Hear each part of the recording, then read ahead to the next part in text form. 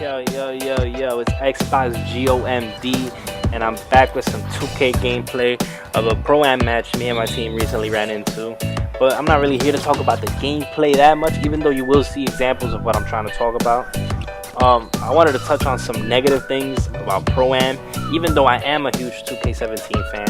I love this game. We've been playing it a lot, me and my friends, so take it with a grain of salt because I am a fan of the franchise and the game itself.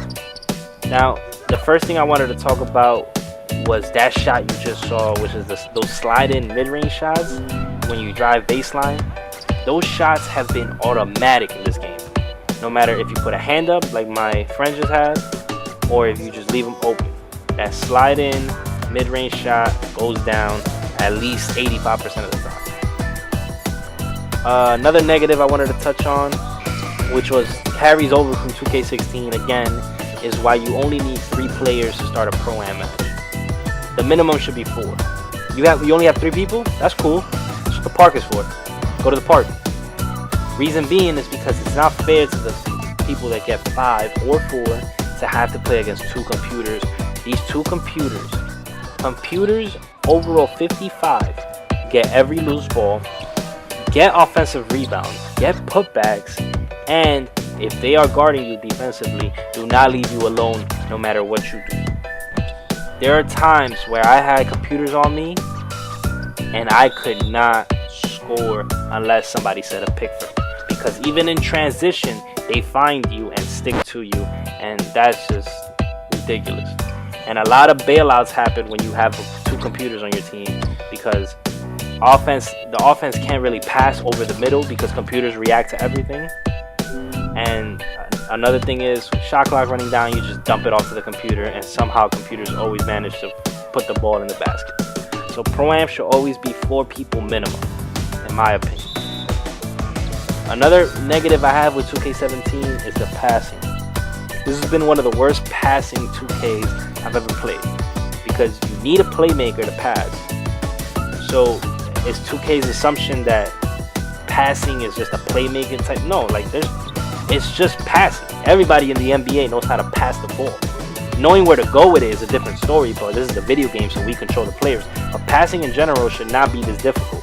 Same thing with free throws, but I'm not even going to touch on the free throws. The passing in this game is broken because you will see lob passes. You will see these weird passing animations where you're dribbling with your right hand, you're trying to pass it up court, he switches over to his left and throws it and arcs it, as opposed to just flicking the ball up court with his right. The passing in this game sucks, and that needs to be fixed. And I've seen patches that are gonna address that, but come on, because things like that still happen. And this is a recent 2K, this is a recent Pro-Am match, and things like that are still happening to us. Another negative I wanted to touch on is the fouling in this game. You will often foul people just by holding intense defense, which makes no sense to me. Because what do you want us to do then, 2K? If you would tell us what to do, if you want to intensely guard somebody but you don't want to foul, flick the analog stick, do this. Alright, tell us. No, you hold intense defense to guard, but that also will foul people.